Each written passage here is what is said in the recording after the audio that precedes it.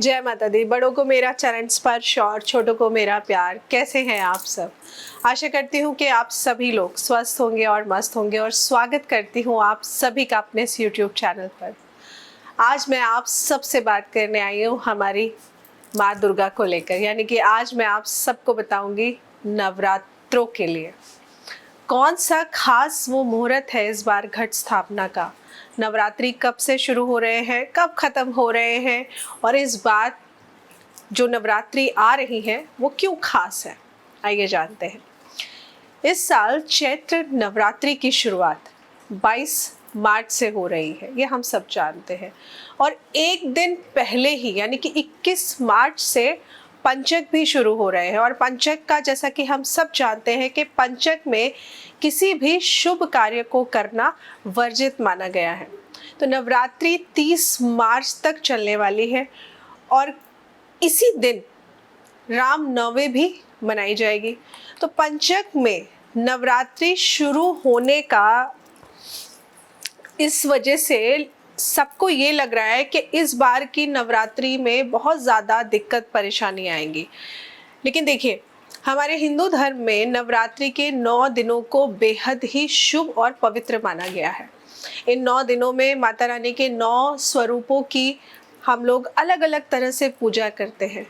इस बार नवरात्रि की शुरुआत पंचक काल में हो रही है।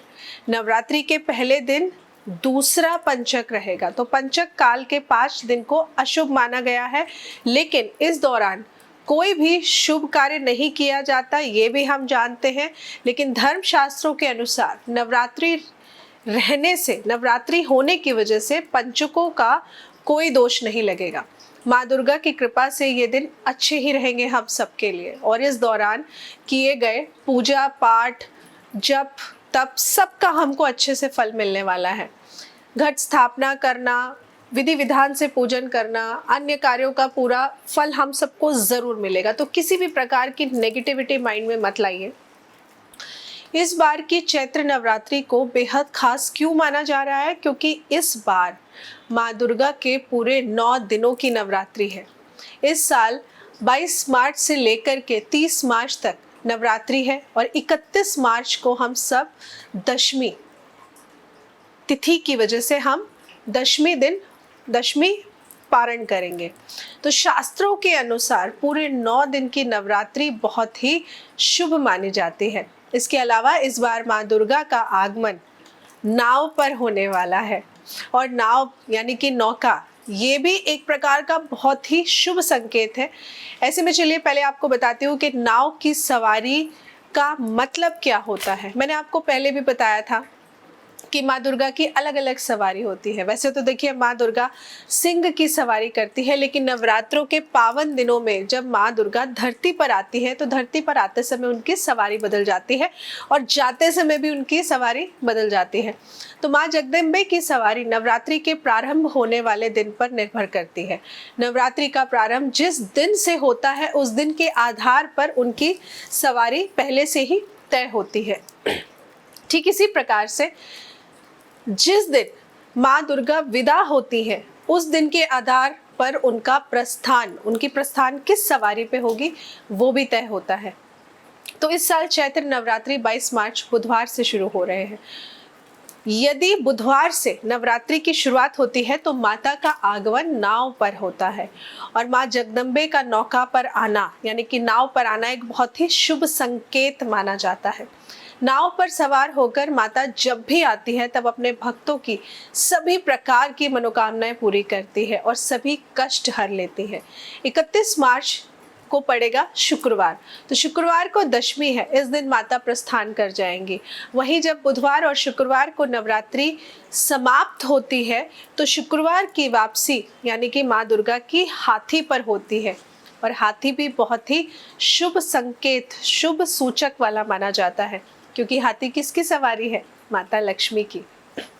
तो ऐसे में अधिक बरसात का संकेत यहाँ पर हम सबको होते हुए दिख रहा है, लेकिन कुछ जगहों पर बारिश की वजह से ना मुश्किलें थोड़ी सी ज्यादा बढ़ सकती हैं। चैत्र के नवरात्रों की घट स्थापना का शुभ समय क्या है? पेपर और पेन लेकर बैठिए और नोट कर लीजिए। घट स्थापना का शुभ मुहूर्त इस बार का जो रहेगा वो सुबह सुबह का है। वैसे तो हर बार सुबह का ही होता है, लेकिन 6:25 से लेकर के 7:30 तक का घट स्थापना का बहुत ही शुभ मुहूर्त है।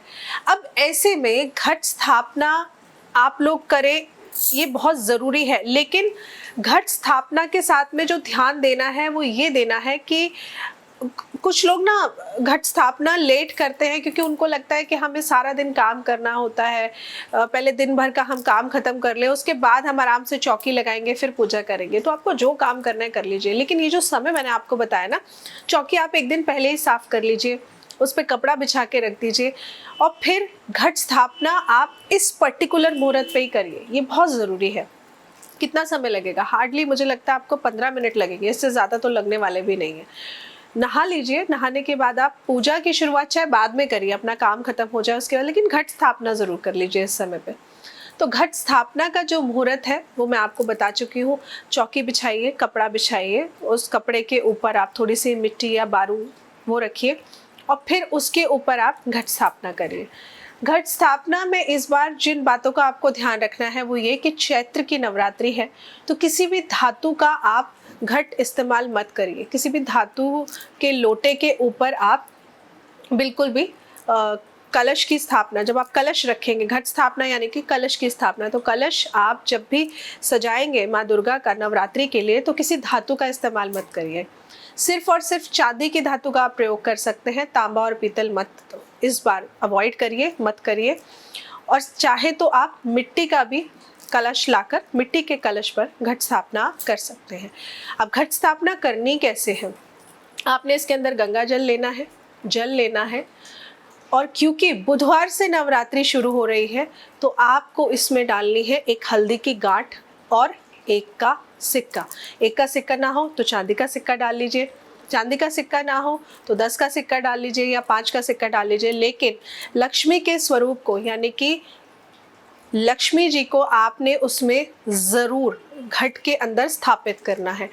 और हल्दी की गांठ इसलिए शुरू करनी है क्योंकि बुधवार से नवरात्रि शुरू है और हम सब चाहते हैं कि हम सबकी बुद्धि प्रबल हो, हम सबको सद्बुद्धि मिले, हमें कार्यों में निपुणता अच्छी देखने को मिले। तो इसलिए हम अपने देवगुरु बृहस्पति को तो भूल नहीं सकते, क्योंकि घर में समृद्धि भी तो चाहिए ना। तो जल के साथ में हल्दी की गांठ और सिक्का ज़रूर डालना है आपको। इसके बाद आपने इसके ऊपर अशोक के पत्ते, आम के पत्ते, जो भी आपको इजीली मिल जाए वो इस पे लगाने हैं। और इसके बाद में आपने इसके ऊपर नारियल रखना है, जिसको हम श्रीफल बोलते हैं। नारियल आपने ऐसे ही नहीं रख देना है, नारियल को आपने पहले गंगा जल से स्नान कराना है, हल्दी का तिलक लगाना है, चावल का तिलक लगाना है, फिर उसके बाद कलावा बांधना है, और कलावा बांधने के बाद में फिर आप उसके ऊपर लाल कपड़ा या लाल चुन्नी बांध सकते हैं, नहीं तो कलावा बांध के भी आप ऐसे रख सकते हैं। लेकिन कभी भी कोरा नारियल नहीं रखना चाहिए। नारियल को हमेशा पहले पूजा करिए फिर उसको रखिए, ये बहुत ज़रूरी होता है। तो ये है छोटा सा घट स्थापना करने का प्रोसीजर, बहुत छोटा सा है, लेकिन इस प्रोसीजर को आप घट स्थापना के मुहूर्त में अगर कर लेंगे ना तो आप देखेंगे आपको बहुत ही अच्छे परिणाम मिलेंगे। घट स्थापना कर लीजिए, बाकी पूजा आप चाहे 1 घंटे बाद चाहे 2 घंटे बाद करिए, उसमें कोई दिक्कत नहीं है। लेकिन घट स्थापना के मुहूर्त में ही कोशिश करिए कि आप घट की स्थापना कर दें। ऐसे में आपको भी आसानी रहेगी कि घट स्थापना तो पहले हो ही गई है, और जब आप पूजा करेंगे तो पूजा करने के साथ में फिर आप इसमें खेतरी बीजेंगे। लेकिन घट स्थापना पहले कर दीजिएगा, खेतरी आप पूजा के बाद भी बीज सकते हैं। तो ये छोटी सी जानकारी मैं आपके लिए लेकर आई थी नवरात्रों पर कि घट नवरात्रे कब से शुरू है, कब खत्म होंगे, और घट स्थापना करने का सही मुहूर्त क्या है। तो आशा करती हूँ आपको जानकारी अच्छी लगी होगी। जानकारी अच्छी लगी हो तो प्लीज़ वीडियो को शेयर करना मत भूलिएगा, और अपनी जन्म कुंडली दिखाने के लिए आप नीचे स्क्रीन पर दिए हुए नंबर पर हमसे कनेक्ट हो सकते हैं। जय माता दी।